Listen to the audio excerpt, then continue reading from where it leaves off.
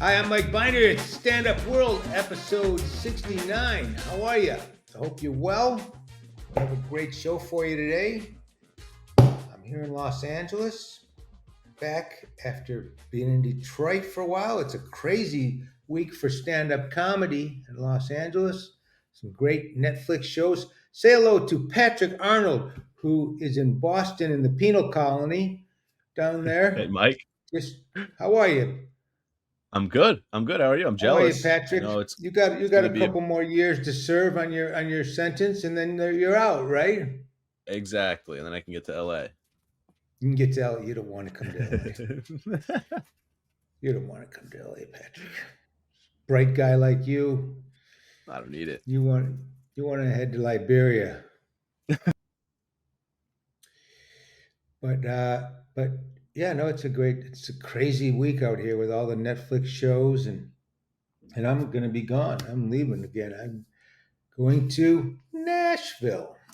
So that's good. But today we have this guy. I love this guy. I've known this guy forever. He's when I was at the Comedy Store, he was a nut job, but he was Sam Kinnison's buddy, and God, he was everybody's buddy. He was a nut, and he was around, and I remember he was a doorman. He was a little bit of everything, and he just the last year or so, he's gotten so, I guess, last few years, last year or so, I've really been following him.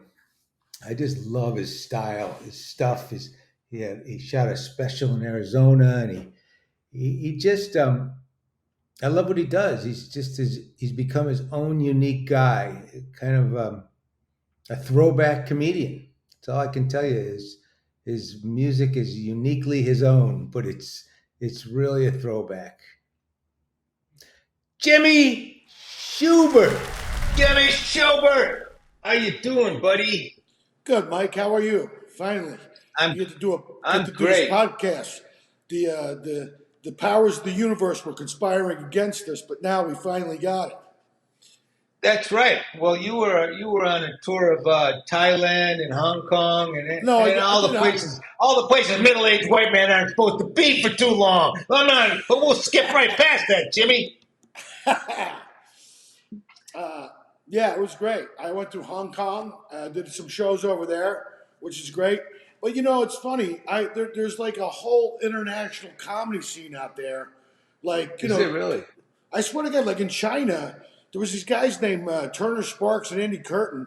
Like I did China 3 times, like before the pandemic, back in like 2015 and 2016, 20, and it was awesome. Like you got to tour China, go to Tiananmen Square, the Great Wall. You get to go to Shanghai, Beijing, Suzhou, Wuxi, Nanjing, and then go to Singapore and I did like tour like 3 times, but also the Armed Forces entertainment tours that took you through all through Europe and stuff. And there's kind of like there's a whole like my buddy Tom Rhodes performs internationally all over the world. It's I know he amazing. does. Yeah, I know Tom. Yeah, he I mean, does. you get around, and then he slaps his passport down next to yours, and it's a little thicker. You get passport envy. He said to have a couple things stuffed in there a couple times. You know what I mean? And are you performing in English all the time? Or? Yeah, believe it or not, I mean, the internet's made the world a much smaller place, and I know even though stand-up comedy is a uniquely American art form like jazz music, at least the way we do it here, but they're fans of like, it's like Russell Peters going to India, and he took me to, and I got to open it for him before the pandemic. But you go over In there, and he's kind of, India? yeah, in India. In India? Yeah, and they're like Russell has turned those folks over there that are fans of his into real comedy fans. Like it's amazing. And Yeah. English isn't even their first language, so they're like, but they were amazing audiences, and that was a real treat to get to go to India and see.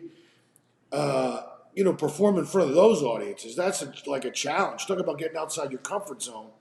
And Hong Kong's the Well, same way. I was just in Dallas. I ran into Russell, and he had me stop in at a club he was playing, and that Yeah, was out of my comfort zone. Why is So that? But doing clubs again, getting back out there. just doing Dallas in front of Russell's crowd. I mean, hey, there's not even 9 white guys here. What the Yeah, hell?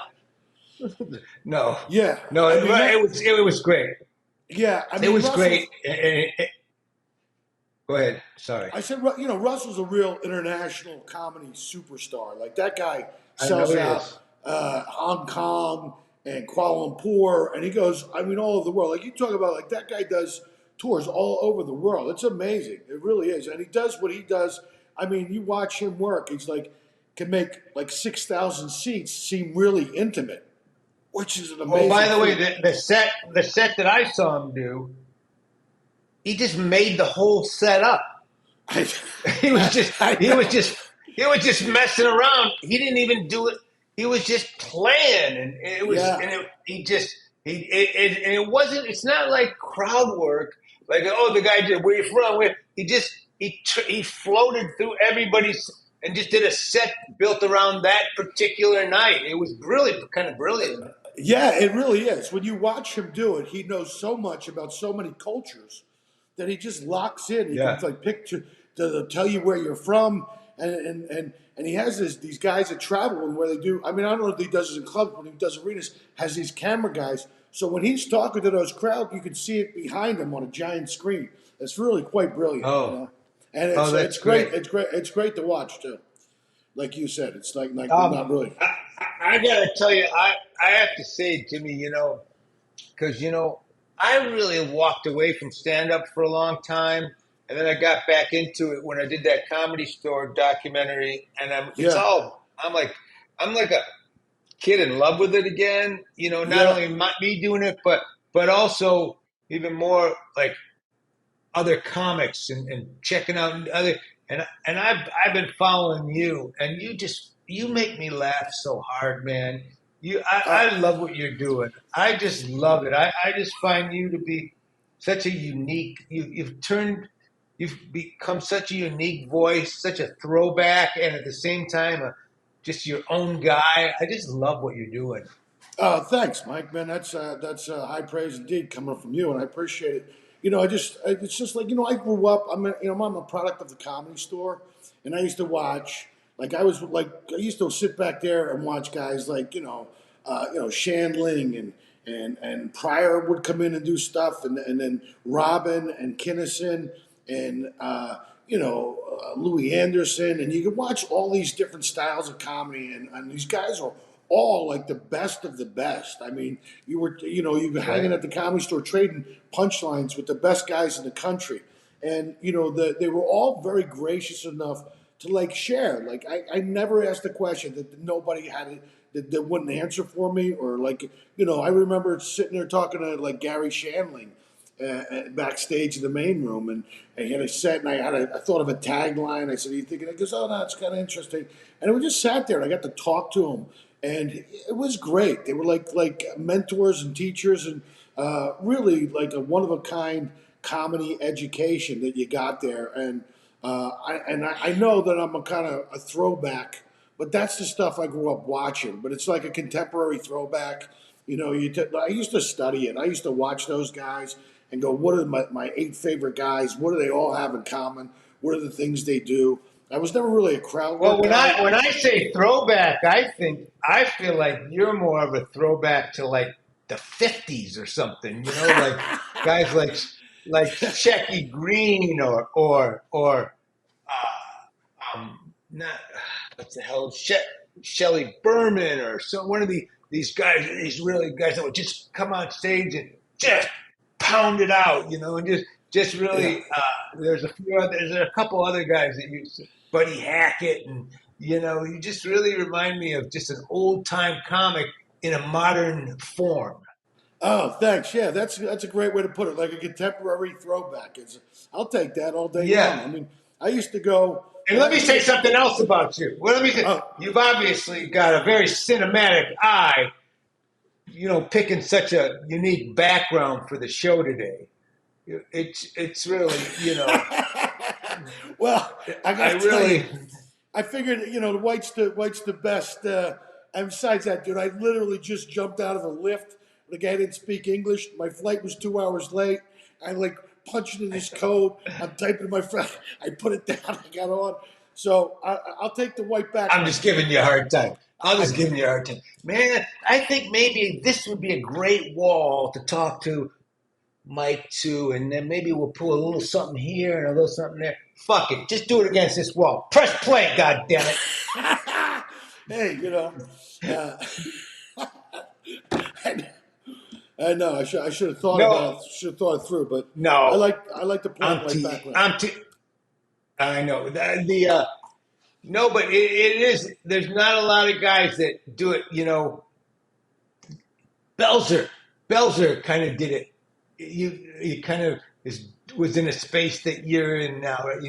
Where he would just he just stood so firm on the stage and just told his jokes and fuck you if you don't like them, it's your problem. Yeah, well, dude, I used to watch Belzer. I saw Belzer in the original room, and a guy heckled him. A guy was heckling, and Belzer just gave him this look. Like, he didn't even say it. He just gave the guy a look. And then he went back into his stand-up, and the guy never said another fucking word. I never seen just deal with a heckler just with a look. Like, it said everything in the look, and then he went back into doing stand-up. Yeah, that's. I was a big fan of Bells. I loved the Bells. He was God rest his soul, but he was always another one of those guys who was always great to talk to. Was very kind and just had a great sense of humor. And I remember you were good friends with Sam and Carl, weren't you? Yeah, I got to tour with those guys for about 5 years. That's what Yeah, I thought. I was a regular opening act. I think Sam, we did the Outlaws, and then Sam would go out in a bunch of secondary markets. He took me and another guy named Dan Barton, and he put Dan Barton in the rocking chair. But Dan was a great stand-up and a friend of Sam's from way back in the Houston days. And we would go What does out. that mean? What does that mean? He put him in the rocking chair. Well, they get that second spot. Like, I would go up and open the shows, and then you. I see. Like, you get that second spot. It's kind of the rocking chair. Like, it's a good, it's an easier spot. So Dan would go up and kind of, because he was, he was doing stand up. He wasn't, it wasn't used to playing those big arenas. I mean, there were 6,000 seaters and 2,500 and Wow. 3,500, and that's that's a different timing on your stand up altogether. The laugh has to go out, it comes back down. It's 2, 3, 4, 5, 6. When you play those big arenas, you got to give it an extra couple beats for the laugh to come back down. And you got to fill that space. And you got to fill that space. You have to fill that space and use the whole stage. I mean, it's not. You can't stand there. You have to animate the whole joke. I mean, that was something Carl. I opened for Sandler. Opened for Sandler, and he's playing like 20,000 seats. And I would just take a sub sandwich, and I would just have pieces of eat in between jokes. By the time the laughter came back, you go, okay, I'll have a couple bites, put it down. No, but you're right. You're absolutely right. If you rush it, you're stepping all over yourself. And even when you think you're going you can always just go a little bit slower because you gotta. And that's the thing that I gotta learn was just slow down and let those laughs go out and come back. And I remember, like, we were getting ready to do Universal Amphitheater with Sam, who was going to get closed with a big band, and he literally watched our sets from the previous tour and he said, "No, you're going to do that joke. That's going to go out. Take an extra beat because he's going to come back." And I remember he was behind the curtain walking back and forth with each of the opening acts. He goes, "Yeah, boom, got it, nailed it." He was like, it was really. I love talking comedy with him, and Bo was another guy who told me to perform the whole joke. Be the whole. Don't just fucking perform the whole joke. Be the bring it to life and fill the space. And LeBeau did that better than anybody. I mean, I don't think I met a more brilliant physical comedian who was just. I mean, Carl. He was just just one of the funniest guys to hang out with, and one of the great. Had a great soul. And was just, the really was like he kind of like took me under his wing, and showed me how to, do those big arenas. I mean, that's a lot. And going with Sam to do morning radio, which is another thing you got to learn to do when you're a road guy, is go in there and sell tickets. This is back before the fucking social media and the internet and all that stuff. It's, each little aspect of that had to be learned, because when you want to do morning radio, you just pound it out. And they would call and you'd sell a bunch of tickets. I mean, that's the way he used to do it back before these kids had punchlines. We had to jump in the audience and tickle people. No, but that's but yeah, but yeah, No, no, I hear you. Yeah, and and you guys, that went on a long time because Sam was so hot. Sam was like, yeah, how big was he? yeah, well, he kind of lost his mind a little bit, like towards the end. He when we did those secondary markets, it was kind of a clean and sober situation. He was trying to get his shit together, but even then, he would like pick a night and just kind of he battled demons, obviously, and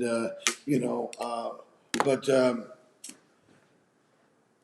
Yeah, I think when his brother Kevin passed, I think that's when he went over the fucking cliff. That trying to with all the drugs and drinking but I mean, before that, I mean, he used to, it was like you used to go to Crest Hill and sit around a table and talk about comedy all night and do a couple I bumps. remember. Back in the day, yeah. So, So let me ask you. So you're just traveling a lot, huh? well, yeah, but that's kind of like that's the job. I'm at a point now where I want to do the gigs I want to do. I mean, I could go to Cleveland for the 15th time, or I go do to Hong Kong, and they put 7 days at the end of your ticket. You can jump over to the Philippines, you go to Palawan, and go to Corona Island and do some scuba diving, some snorkeling, and just go like do some touristy shit and see the world. But it's That's great. yeah, like I've done those armed forces. I mean, I went to Afghanistan with Drew Carey. Like, asked me to go to Afghanistan during the war. I mean, me, Steve Byrne, a guy named Pedro Hernandez, and Dave. We flew over to Bagram Air Force Base, and we are doing these forward operating bases, and we did Camp LUD in Doha, Qatar, which was like the theater of operations where they had all this stuff. But I mean, that kind of stuff to me is more interesting to travel and do those kind of. I mean, don't get me wrong, I love doing comedy clubs and theaters and casinos and all that other stuff, but I'm at a point now where I want to do more interesting gigs. I want to do more interesting stuff because all this shit comes with an expiration date. I do want to see the world a little bit. So you're like the Good Morning Vietnam of stand up. Is that what you're saying? Yeah. Well, I just, I just want to do the kind of like the interesting fun gigs now. It's like, I mean, and plus it's like, yeah, there's. I want to have some adventures, like going to doing those armed forces entertainment tours and the welfare, morale, recreation tours, and going to South Korea and doing those shows for the military and stuff. Those were like a lot of fun tours, a lot of great tours. We went through all through South America. You don't realize everywhere the military is. I mean, I'm smoking a Cuban cigar, is floating in Guantanamo Bay, doing these bases. I mean, it's freaking awesome. But yeah, but I think I was just doing those. I'll do like one of those a year now, and then I'll just get. So back Jimmy, to let me ask you a question. I don't know. This is just like a little minutia thing that I've been curious about. Do you wear a suit on all your shows? Because I always see you on your reels and stuff. You Yeah, always well, seem to dress up. I it like that. depends. Yeah, it depends. Like you said, it's a throwback. I wore a suit on my Comedy Central special. Nobody else did. Everybody wore T-shirts. But I think when you dress up, it also dresses up your performance, and it puts you in a. And most people don't do it anymore. So it's like it's a throwback, but also it kind of dresses up the performance and it elevates you. I think to another. I think audiences they genuinely appreciate it. I think they do, especially if the room calls for you to wear a suit. Like I do Brad Garrett's room in Vegas. It's a nice room. I wear a suit. Other places maybe not so much, or I'll wear a suit coat with a T-shirt. But I like that. In fact, I was at Brad Garrett's room, and Seinfeld came in. Brad Garrett was opening, then Seinfeld went up. He was working on like 30 minutes, and I showed up in a suit and tie. And Jerry said to Brad, he goes, it's really nice that guys actually still wear a suit and tie when they go do stand-up. I didn't. Brad told me that later, But yeah, I like it. It kind of definitely separates you from everybody And I else. think it looks good for you. Yeah, I think it looks Yeah, really good for you. yeah, I do You as well. know? So because like you said, it's a throwback, and those suits are like when I was in Korea, I actually went over there to do some filming for a show called Drama World, and before that, I was there for 3 weeks doing welfare, morale, recreation tour. So I kind of knew it, and I knew that. So you go to Korea, and they make the greatest suits, and you get like three of them for like under a grand. They're all custom fitted with your name in them. You get like two shirts with each suit, and it's the best money you spend. And especially now that I'm doing corporate events, I do a lot of corporate events. So yeah, I do wear the suits and ties for that as well. That's awesome. Yeah, that's awesome. It's really funny. I'll tell you a funny story. I just in another world, one of my buddies growing up when I was a kid was Sam Raimi. Do you know who Sam Raimi is? Yeah, He's a director, and he directed Spider Man and Evil Dead and all these movies. And yeah, Patrick doesn't know who he is because anyone before 2010, Patrick goes, "Is that like Humphrey Bogart? Are you talking about?" I think I heard about him. It's a little sad. It's a little sad, Jimmy. I heard about him. Yeah, did he do the Maltese Falcon, Sam Raimi? But anyway, this is a buddy of mine. He grew up and we went to camp together, and he was an actor in one of my first movies. But Sam, every to this day, but from the very early days on, he would wear a suit and tie directing. And yeah, you know, no one else does that. But it came from when he was a kid. He saw pictures and he knew, every director wore a suit and tie directing. That was just the director wore a suit and tie. And yeah, Sam just feels like if he's going to be on the set, he's going to have a suit and tie on. And, I'm wearing a hat and a t-shirt and, I've probably got, a Flintstones blanket draped over my butt. That's the last thing I'm just this guy. And it was so funny. So whenever I would go see him on the set, I said, "Is someone coming today? I mean, what are your parents coming in? What are you? Is it a Jewish holiday?" No, no, pal. It's no, no. What are you asking? And then I realized every day you wear a suit, yeah, and and it's been going on for years. And yeah. I That's think there was amazing. one other direct. Yeah, I think there was one other director. Maybe I think John Landis used to wear still in his day, but Yeah, it just there it was a respect thing, yeah. And and plus, it's a like and a I it's a think that yeah, it's a throwback to that old Hollywood. Like when you watched, like you always see those old film actors. They're always wearing like these great suits and ties with the hats and the overcoats and stuff. It's like when I go to the Magic Castle. You have to dress up. You can't get in there unless you have a suit and tie on. So it's like a kind of a throwback to that. But ah, also, if you look at the like in the '60s when people would go flying, everybody would get dressed up. Even in I Vegas, know, when people would go to the shows, they would dress up in suits and ties. It was just, now people show up in, freaking yoga pants. And I go, those yoga pants haven't seen yeah, the inside of a yoga fucking studio. They've been to the liquor yeah, store, that's they've been right, to Walmart. They're more like yogurt pants. I mean, you shouldn't wear those yeah, things that's right, if you look like you get hit in the ass with a bag of nickels. I mean, everybody's fucking walking yeah, around in fucking yoga pants. Like I go, yeah, sure, it's no nice. I mean, shit. but it's I can't fucking, but It's yeah, it's so so fun. serious. But I like seeing you in a suit. I mean, I wear a blazer on stage a lot, but Yeah, I don't wear suits. But I think it works for you and it works for you. The other thing I wanted to ask you, which you got to take a call no, no, I was shutting it off. because Sorry, go on. you never know. Kuala Lumpur might be calling to see if you want to do a Wednesday. You don't know, Jimmy. You don't know. You don't want to turn that down. No, I would turn it down. I'm done. I'm done for a while. I'm just still with the jet lag. You got to get that.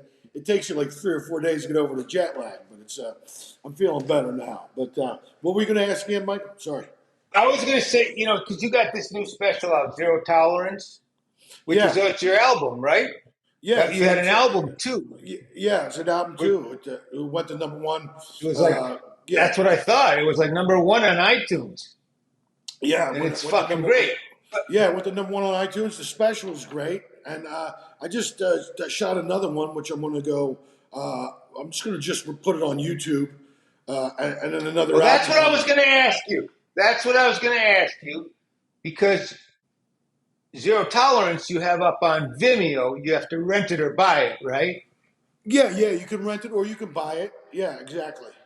But And I try to get distribution on it, but nobody's dealing with. I mean, I thought the special was great, but it's just that you deal with some of these people like that.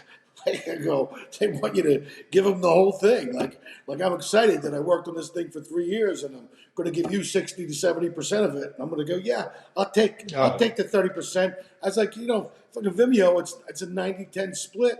And if people will find your website, they'll find your stuff. If the people want to watch it, they'll go down and I made it real easy for you. You could rent it for $3.99. You could own it for $9.99. It's as easy as it gets, and I think it's a fair price.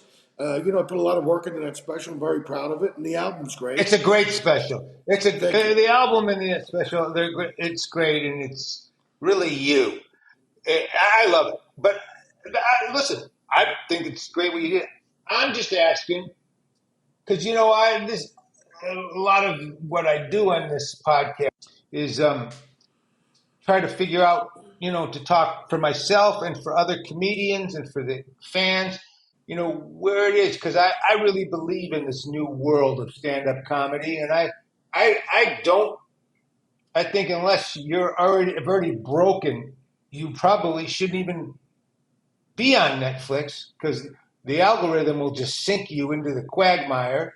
And Yeah. I also and I had Dan Soder on 2 weeks ago, who's a fucking great comic. You know Dan Soder. Yeah, I'm a big Right? fan. Dan's great. Yeah. You know.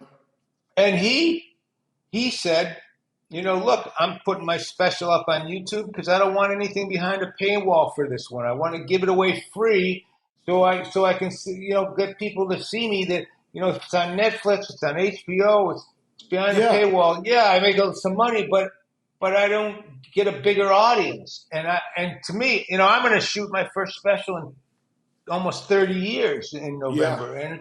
And I'm thinking, God, you have this kind of old voice in your head going, I got to get it on HBO because that's what I always had. Got my specials on HBO or I got to get it on Netflix.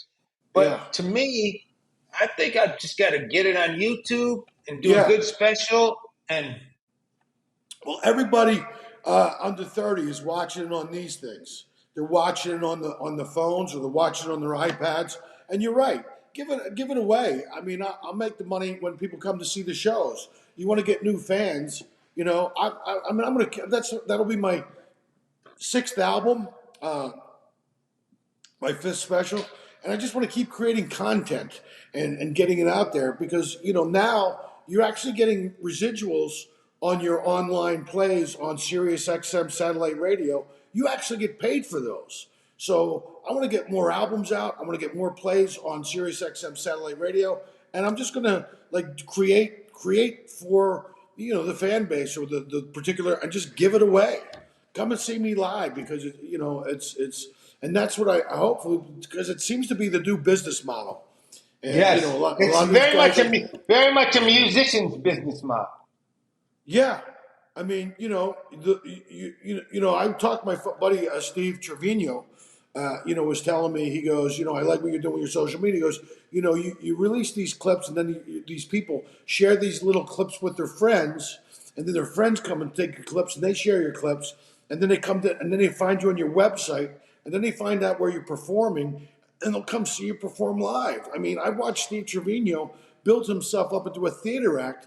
Amazing, man. It's amazing to watch guys like that. I mean, I remember Rodney Carrington, like when he first came out with a CD, and now he's doing like 1,500 seat honky tonks.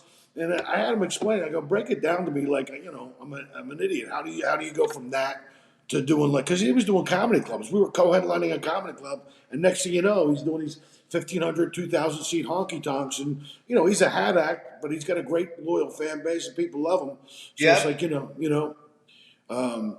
but yeah, it's. I just love creating the material. I see a lot of guys doing a lot of crowd work. I go, that's kind of interesting. Could you imagine being a comedian and never having to write a fucking joke? And a lot of the crowd work, I think, is kind of like a lot of it's like. I mean, there's guys who do it on another level. Like you watch.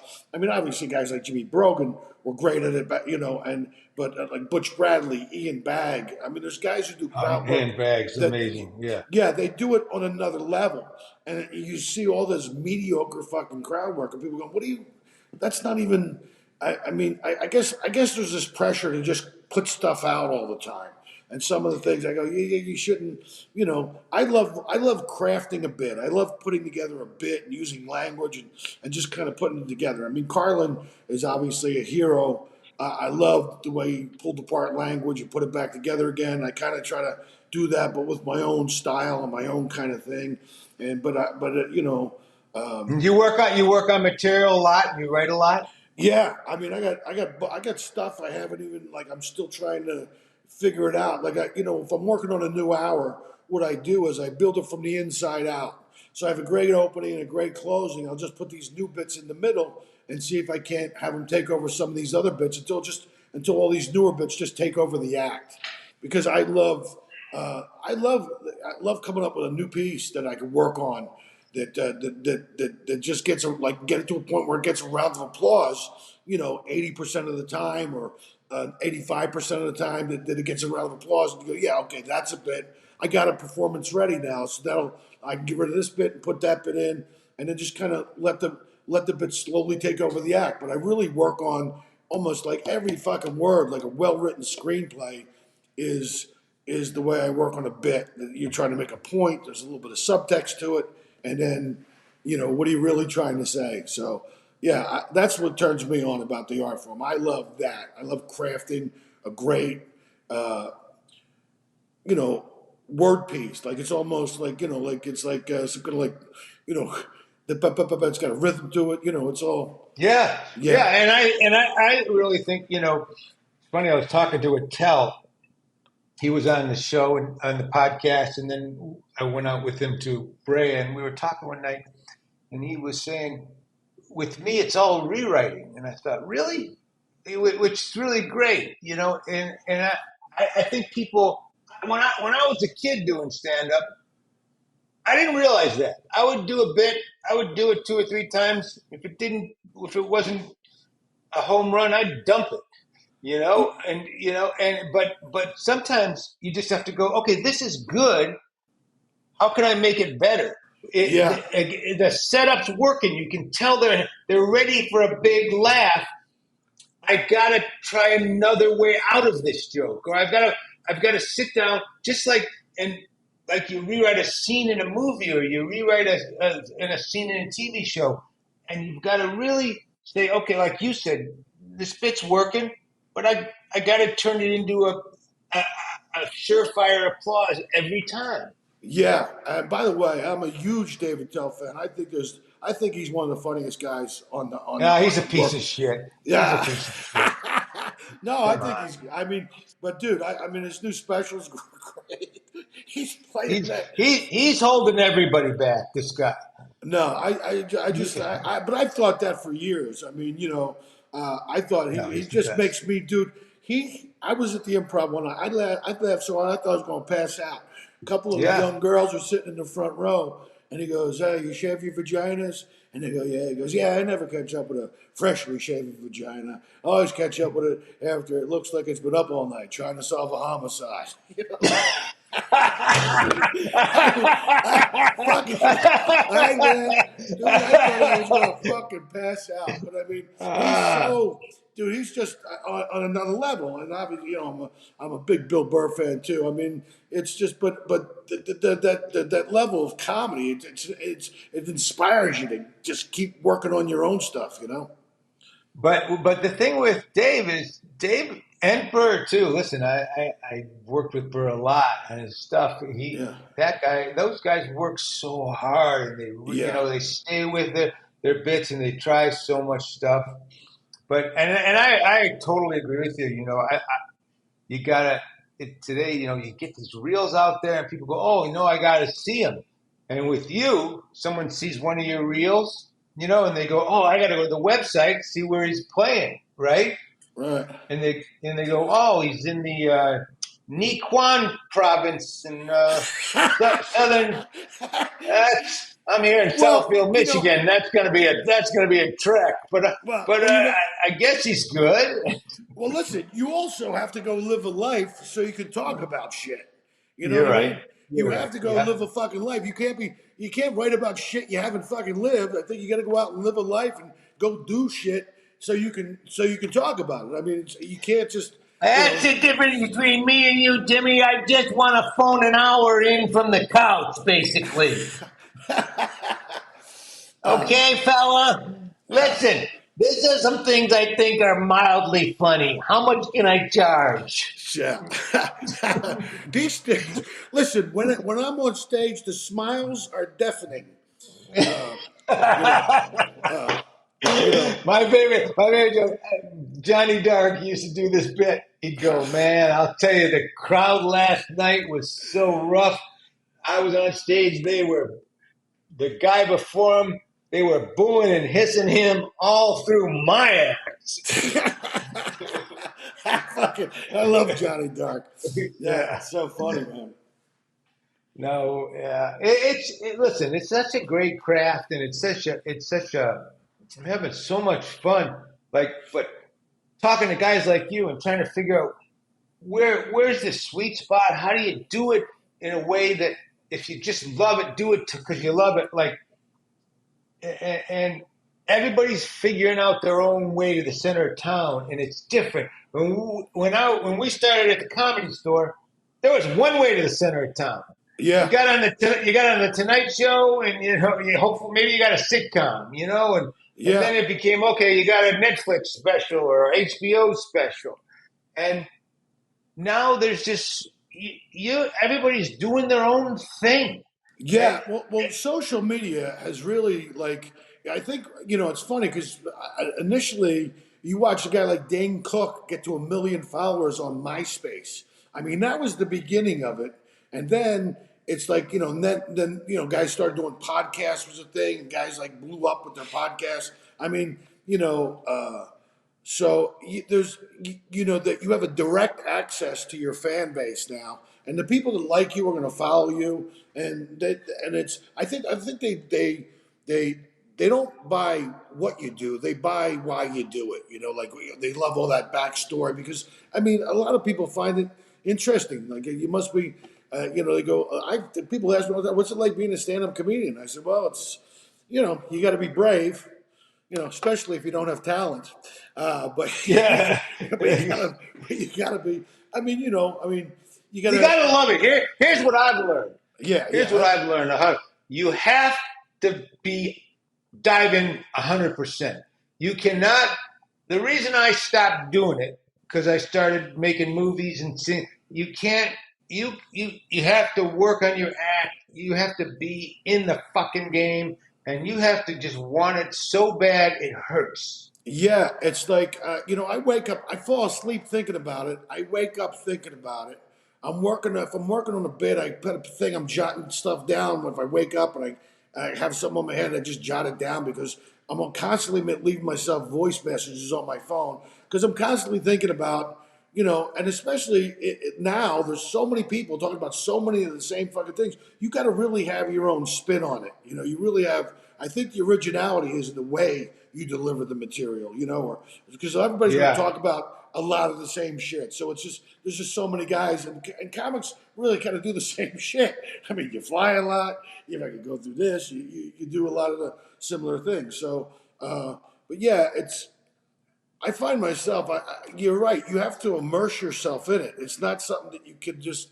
I mean, it's. Have you been down to Joe Rogan's club down there in Austin yet? Have you seen I that? haven't been down. I haven't been down there yet. I No, have not. well, you got to go check it out. It's just an amazing club, and boy, they got an homage to Mitzi. They got the Mitzi bar down That's there. what I heard. Yeah, That's what I heard. it's a real, and I watched Joe and Kill Tony, who's that Kill Tony show was just. I've had more people come up to me that said, "Hey, I watched you on the Kill Tony show. I had to come see you live." I mean, it's a hugely popular podcast, but I mean, It's this guy, amazing.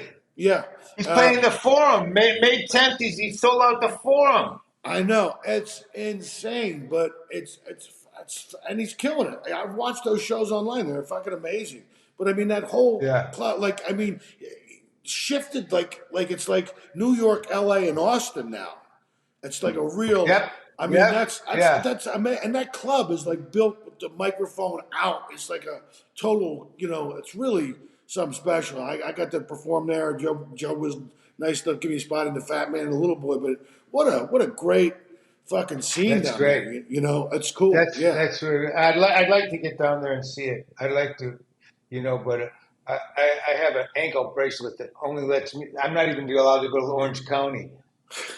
I'm like, when you're old like me and they find the shit they found on my computer, they really keep me close to my house. Wow, no shit. I mean, I guess I shouldn't talk about this, but no, I'm kidding. What the? My ankle monitor is vibrating right now as we speak.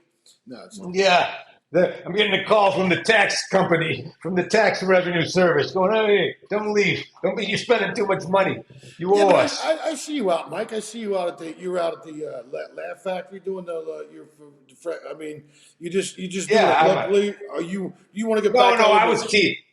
Yeah, I was teasing. I'm not. I go out. And I'm going to be in at the Ryman next a week from Wednesday, and I go out.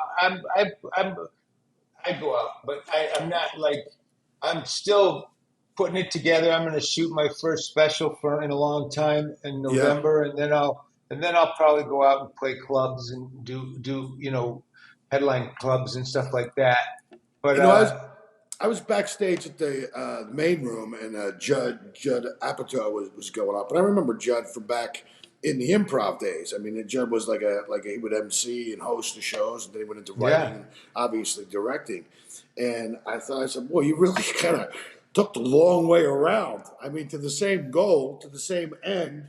You kind of took it goes, well, I would work so hard on a movie for like 2 years, and then people come see it and go, I go, but I worked 2 years on that. It was like, and it was just because with stand up, you get that instant feedback, and that's for something you're writing and working on. You get that instant feedback right away, And so, but Judd and I are good friends, Yeah, and your route's kind of been similar. Like you kind of you did Mind of a Married Man. You did a lot of these the couple movies that you did, and now you're kind of getting back in the stand up. I think it's so funny. I think once you get I don't think that Judd spent as much time in child porn as I did, but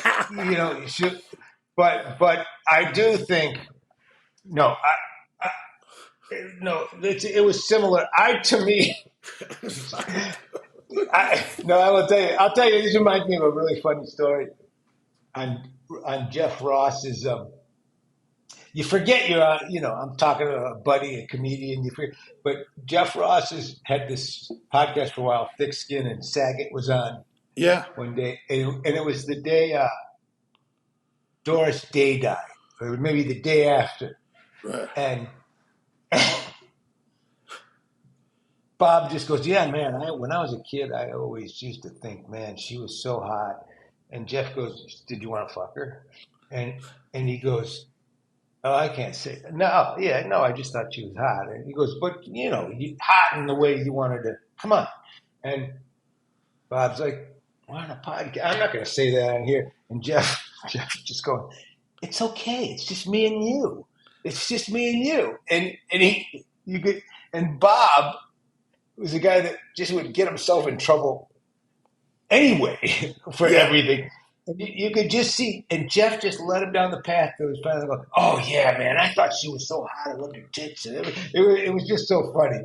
You just think you realize that you can forget you're on a podcast, and that's like I remember when Shane Gillis got in trouble Yeah. for And that, SNL. I thought the guy's doing 2 hour shows or Rogan's. they went back. That was from a podcast that happened like 7 years before the fucking thing. Like this guy went and dug that shit up. So yeah, some people. Oh yeah, Yeah, some people go but actually it worked out for him because now he fucking hosted the show, and it's worked out for yeah, him now. I mean, and so sometimes the worst thing that happened to you, it turns out to be the best thing that fucking happened to you because it puts you in another place. Not the way you wanted it to go, but you'd probably much rather come back and fucking host a show than the way it went down. But So you think, Jimmy, you think me doing these pedophile jokes on myself are going to help me out my career-wise someday? Is that what you're saying? No, bro. Who are you, fucking P. Diddy? Who are you, P. Diddy, bro? Jesus Christ. I mean, dude, it's like who's not a fucking pedophile out there, for God's sakes? I mean, I know. I'm just trying to fit in. I live in show. I'm in Hollywood. I'm just trying to fit in, you know? Yeah. I mean, fucking P. Diddy, I thought I bro. was babysitting, for Christ's sakes. Yeah, I do. It's a little fun. It is a little creepy. Some of this shit's coming out. I mean, Oh. it's just, dude. I go, wow. Yeah, maybe it is full. But Hollywood's full of fucking satanic fucking pedophiles. Who the fuck knows? I don't know. Maybe I shouldn't joke about it, but I've always been able to joke about it because I got a sick mind and a lot of sick thoughts. But that's one thought I've never had. So Yeah. to me, it's just so I always felt I always go there for jokes because I figured Well, it's just here's a joke I wrote that I'll fucking never do on stage. I go, you get women walk around, women go, oh, he's a DILF.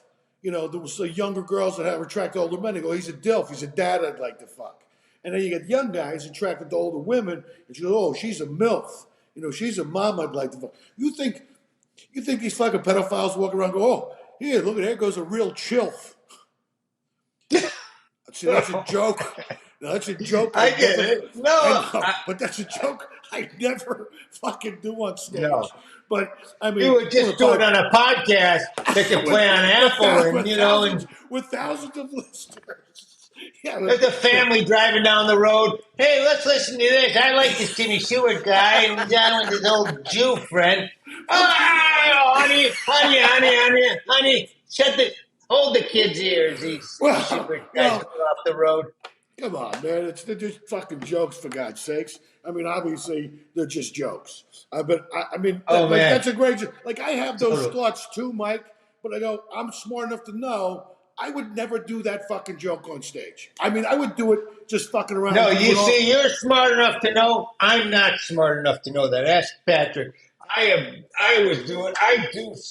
the couple jokes.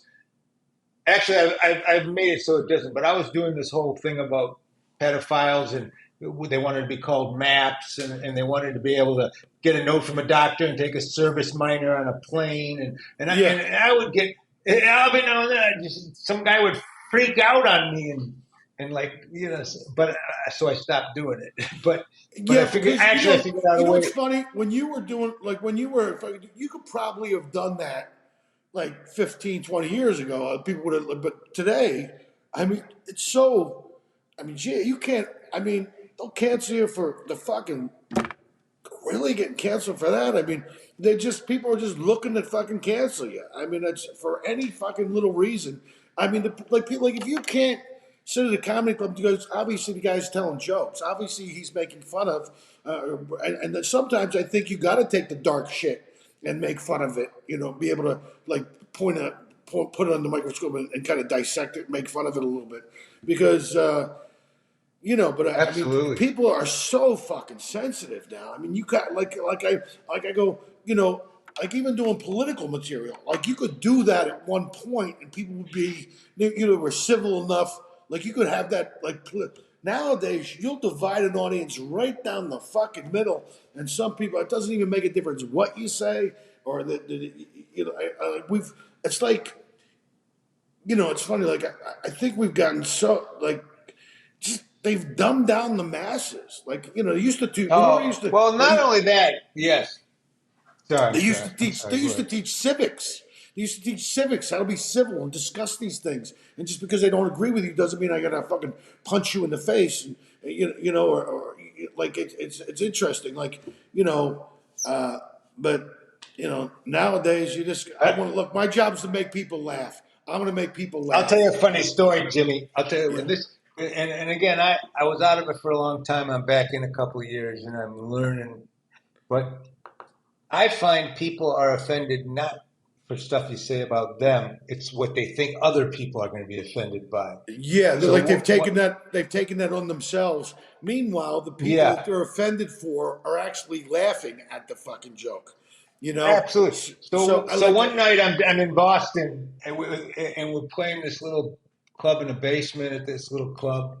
Patrick, I think you were with me, and I was doing this whole bit on why I think black women are so funny, and there happened to be like 8 black women right in the front row on booths that everybody could see, and they were laughing their asses off. So the bit killed. Right, So a couple nights later, I go over to this other bar show, and it's like in the basement of a bakery or something, right. and it's a dark little club, and it's all these little white college kids. And I start this bit, and I'm doing it, and in the middle of the bit, one guy goes, "Stop! Stop! No! No! Stop!" I go, "What do you mean?" He goes, "You don't do this? No." And it was just, and you could see these people shaking their hands, and it was like, I wanted to go, "Oh, well, I have the phone numbers of 9 black women that thought last night." So, but they were offended thinking that would offend black women. And that's the problem to me. I think, Yeah, it's gotten. remember this, Patrick? Do you remember that? Oh yeah, yeah, yeah. It's just you're right. It's just they're offended at what they think other people should be offended by or something like that. It's crazy. Yeah, I think there's a way. Like I don't like I get the. I try to at some point. You go. I just gonna know this. Like I just know there's going to be. I mean, I just want to make people laugh at the end of the day, and sometimes you got to be able to be right smarter than these people can get upset about. Is I That's think right. that's one way to go about it is to write smarter that they can't go. "Oh, I can't get upset about that. It was But let me ask you a question, Mike. I mean, you did this for a long time before. You stopped doing it for a while, and now you're back at it. Now, do you find it to be? I mean, it's kind of the game's changed a little bit, but you find it that you're coming from experience, though, right? You're coming, so I don't think it's like starting over from the beginning. I mean, obviously, I mean, how difficult has it been for you to kind of get back into it and start doing it again? Is that been? Difficult in what way? I mean, in terms of figuring out how to be funny on stage. No, no, I don't think that would be a problem. I think that would come back to you like riding a bike, right? Yeah, But yeah. I Well, mean, it took a while. But I would say it took me a year to get a strong hour or something yeah, like yeah, that. And I think you know it's a bizarre thing with me. Some places I walk in and people go, "Oh, you're a fucking legend." "Oh, do you want to go up?" yeah, And some places I walk in, and go, "Excuse me, sir, you're gonna need a ticket, yeah. or can I help you?" And do you want to wait in line for audition night? It's I, go, you know, I know, but what's interesting is I used to study this shit. Like I used to go, watch like I read the old biography about all those guys, like Gleason, and then when YouTube came out, you watch the old Dean Martin roast and watch some of these like David Brenner's first Tonight Show. We did a 9 minutes, 9 fucking minutes on his first Tonight Show. Like I could go back, it was like 1969 or something like. But I studied that show. I would go back and watch all those fucking clips of all those guys. I know exactly who those like older guys are. I mean, that's the kind of the like part of like you gotta study it, watch these fucking people who came before you. I think like and these kids today I don't want to sound like an old guy, but they have no idea who the fuck like even Kinnison was. They don't even know. Like I go, who? Who's he? What did he do? Or fucking even Bill Hicks. They don't even know who the fuck these people are. I'm like, No. wow. I go, you have no curiosity about some of these legends of guys that, like, I mean, you look at, like, Bill, not Bill Cosby, but, Richard Pryor and George Carlin. These guys were Ed Sullivan guys, suit and tie guys. And then that spun out and become these kind of counterculture icons, which influenced all these other kinds of stand-ups. I mean, Robert Klein affected all those Long Island guys, and like it's just, it's like I love that shit. I love the history of it. I loved how you like I do too. I you do go back. too. And there's a lot of guys that do. There's some people that don't. When I did the Comedy Store documentary, I would be talking to a comedian or comedian who was very hot right now and was super talented and funny, and ask him about something. I never heard of him. I never knew about anybody before I got into comedy. I Wow. never thought about comedy before I did comedy, and to me that blew me away. But listen, that's the way it is. Artists are like that too. Some painters never Yeah. really studied the painters that came before them. They Yeah. didn't go. You know, Yeah, they I just get that from a perspective. Like, if you don't want to be influenced by people, like you can watch like a lot of stand up and start to go, oh, dog, did I think of that or did I hear that on a thing, or so for that reason. Sometimes when you watch stand up, like I'm enjoying it in the moment, but then my fucking brain forgets it, like because I don't ever want to be yeah. writing something. I call and check. Because it seems like too easy. Did I think of that? And again, no, I've never heard anybody do anything like that. So my brain automatically, like I was at Joe Rogan's, let me watch these guys laughing my balls off, but and then I was like, you can almost like instantly forget like the material or some of it anyway. You don't ever want to be influenced by it because I watch a lot of like younger guys come. I go tell that guy watches a lot of Attell just by the cadence. You can hear the cadence in the stuff. Or Yeah. this guy watched a lot of Stanhope. You can hear the cadence, or even Bill Burr. You can hear like Bill's got such a unique cadence, and when a comic watches a lot of Bill Burr, it drifts into their act, and they don't hear it, but you do. I go, you watch a lot of Bill Burr. I go, how can you tell? I go, you watch a lot of David Tell because they pick up the cadence. Yep. Well, listen, when I was a kid at the Comedy Store, I was doing a lot of Leno and a lot of Robert Klein. Those are the guys. I had their cadence. Yeah, It just that's I think sometimes you do though pick it up until you find your own voice because you start. I yeah, think initially you may do your impression of somebody that you think's hilarious until you find your own voice. I mean, I think that's a natural progression with stand up. I mean, yeah, I think that especially, if you don't if you're trying to figure out how to do it, you go, why don't I just? I'm not going to do his jokes, but maybe I'll imitate him yeah, and then yeah, eventually you find your yeah, voice. You know? yeah. So that and then when you say, and then when once you really figure out, I did not have trouble getting back into stand up because the other side of it is when you're a little older, and I had years as a writer and a director for television and film. You have a Yeah, discipline, and you look at it more as a writer, and also I don't I don't really care. I don't need the audience to laugh at every joke. When I was a kid, if I didn't have yeah, the audience wouldn't laugh at a joke, it would almost throw me into the gutter. I'd have to work my way out of just my reaction from a bit not working. yeah. I Whereas, remember whereas, when I first got to LA, I read the Sammy Shore's book, The Warm Up, and then I went and saw the play. He did a play based on the I book, remember that in Santa Monica. Yeah, Yeah, Santa Monica with at the Playhouse there. at Yeah, the Playhouse, yeah, with Ron Gollop, and Sammy was nice enough to like I said, yeah, I read your book. I thought the play was great. He played his dad in the thing, and I said to him, he goes, well, what do you? He asked about my stand. I said, well, if I don't go out and I don't get the first laugh, it just throws off my whole set, something like that. And He goes, go out and don't get the first laugh on purpose. You just take that weakness and turn it into a strength. Which I thought was actually pretty good advice. But yeah, you're right. When you're younger, it was like, you need that validation. But now that you're older, you don't mind taking a minute to like build the premise and get into it. A couple of things that I learned from some of the older guys, I, they would say, don't come out and try to get a laugh too fast. Just say hello.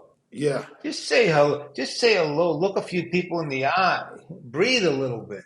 yeah. So just hey, have anyone noticed that airplanes are getting bigger and bigger? You know, and Zing, bing, yeah. ah. It's And fucking, yeah. the other thing that I became really interested, and I learned, and I do it even more now than I ever did, is I like to just get the first laugh organically before I break into any material. It's like Yeah, I don't like to do crowd work, but I like to at least, or I'll talk about something that happened right before I came on stage, or yeah, just some, and just think, how can I use this moment to say hello to the people, and then yeah, I'll go into material. And yeah. that, if I can, That's great. Yeah, that's actually really cool. I mean, because I started doing that a little bit more myself, just slowing down a little bit, like just because they're still making up their mind whether they like you or not. So smile at them a little bit, take your time, get that laugh organically before you even go into your material. Just slowly kind of ease into it. yeah, like with you, like you go out and go. So a lot of you guys, you were in the fishing boats all afternoon, right? You were out there with the chop chop chop with the fish. Is it? Yeah, I don't play any of those seashore villas. So I'm just thinking maybe that's the way you could do that. But No, I was giving you something. But I get nice. it, I was wrong. Well, we can edit this out. That's the beauty of this podcast. That's no, great. you Yeah, know, we don't edit anything. But I do think that that would be a challenge for me to go and do. And if I was in like other countries and stuff, I'd be doing it. How do I deal with them about what their day was like, and or how different, how I don't understand a word about what they're doing. yeah. But for me, it's like. I like it. I like getting out of that comfort zone. I like trying to figure out. I just kind of open my act up and make it just a little bit broader. Because and part of the thing is, if it's funny, it's fucking funny, and it's funny in any fucking language. And I like to implicate some of their cultures. Like I mean, obviously in Hong Kong they don't have people walking on fucking airplanes with therapy animals. I mean, if they got a therapy animal, it's usually in a fucking bowl of soup and they're fucking eating. It's like, brother, it's my therapy thing. But I was over there at this place called Saigon, which is a seafood restaurant that had a fucking giant fish aquarium in the fucking seafood restaurant, which is fucking kind of weird. I mean, I don't need to eat fish while I'm looking at fish. It kind of fucking made me uncomfortable. And the fish got nothing to do except swim around and watch the waiters walk by with the different. But I would edit those kind of things in and walk around and observe shit and then fucking use some of that in your act and kind of bounce it into a bit that works or get into a premise that. But I can't be so specific with the stuff over there. You have to open it up and be a little broader. But also, I mean, how great is it to go to fucking Hong Kong, get a fucking suit made, and to go That's around right. and go to Kowloon, where it's a birthplace of fucking Bruce Lee, and see how the other half lives a little bit. Because here's my thing, like I go, like people in this country. When I was in it, like you talk about people that are like poverty. You talk about a level of fucking poverty, or people that are like the only people that would hate uh, America are people that have never been outside of America. Because when you see how fucking people live, and I talked with Russell Peters' brother about this when we were in India. He said it's the geometry of chance. He goes, you think if I'm born in India, I have this life? You think if Russell's born in India, he has this life? Or if you're born in the Philippines, which is tremendously fucking poor country, they live in cinder block fucking huts with a tin roof on it. Like, I mean, so fucking poor. you feel fucking horrible, but you feel also a level of gratitude for the life that you have. I mean, I really, it's like it breaks your fucking heart, but you can't save everybody. It's unbelievable. But also just wow. I mean, you go, thank God I live in America. You get out off the plane and kiss the fucking ground that you live in a country like this. That's right. Because I mean, That's you go to China and some of these places like that, like we were doing these. I mean, those buildings will fucking collapse and fall, and one of the schools fell and lost 100. I mean, it's like you don't even fucking know how lucky you are to live in this country and have the fucking advantages, and you do nothing but complain and lift up fucking rocks to look for shit to get upset about, and you have it And so you're shutting down the freeways in protest? Do you understand? There's no reason for this. yeah. Like I was These in are, L.A. and one day they're gonna find out real soon that there are people that do not hate Jews enough to miss an airplane. Okay, Let me tell and you it's something. gonna be a You remember when they were doing that Armenian podcast, that Armenian protest? They would block down Wilshire Boulevard, and I'm coming back from dinner with a friend of mine, and he was sitting in fucking traffic. And what's going on? He goes, I plugged it into my GPS. It says I'm on the fastest route. I said, apparently you're on the fascist route, bro. They shut down the fucking. yeah, You're on the exactly. fascist route, but yeah, it's No, we're lucky to be living here. We're lucky to be living I here. mean, We're see, but lucky to be doing. that's part of it too. You travel and you see these things. It gives you a sense of gratitude, and you go, "Man, I'm fucking like so fucking lucky to be able to do this." Now And to you're in be, Phoenix now, right? I am Are in you in Phoenix Phoenix? too. Yeah, I have You play there a lot, don't you? yeah, I do. I love it. My buddy Rick Bronson has the House of Comedy here. He's got a House of Comedy in Dallas and Minneapolis and Edmonton and British Columbia. And so I do those rooms. But I'm actually here doing a private corporate event that Rick was nice enough to send my way. So I was coming back from Hong Kong. I was in LA for a couple of days. I'm in Phoenix, and then Sunday I'm going to fly home. So I was able to put together this string of these little things. And so, yeah, I'm looking forward to it. It's another. I've been finding myself doing a lot of those private individual events, which is nice. You know, you gotta. The trick of it is you have to learn to open for yourself. Do like a 10-minute thing, open for yourself, and then you drop into the A material and take them to the level. They pay That's so great. ridiculously well. I go, Jesus, boy, I do 12 do 12 of these a year, and freaking, travel the That's world. great. So Do you yeah. Patrick works with John Tobin, that group. That you know Yeah, him? yeah, yeah. Of course, the They have some House of Rick's, Comedies. yeah, he runs the one in Detroit. But yeah, they're Yep, yep, um, uh, yeah. I love Tobin. He does Laugh Boston down there, right? yep, yep, Yeah, yep. I need to get back in there. You need to get in his ear. I love going to Boston. What a great little club Definitely, that is. yeah. I mean, Yeah. they love So, you, yeah. but John Tobin's and Rick. I think we all went out to dinner one night. It was him and Eric, the guy who used to manage the Comedy Store, and we all went out to dinner one night on Sunset Boulevard. Yeah, John's a nice guy. He's a great guy. Yeah, He's a great guy. That's how I met Patrick. nice. So you're not going to be playing this week in Phoenix, right? No, I'm not. I'm getting ready to go. When I go back to LA, I'm doing a couple theater dates for Steve Trevino. We're doing the Fort Lauderdale. We're going over to Clearwater and then back over to Melbourne. So we're just doing like a little three-city jaunt.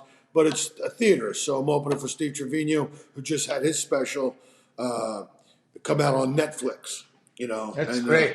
yeah, I mean, he's a terrific guy, real family guy. What a great stand-up too.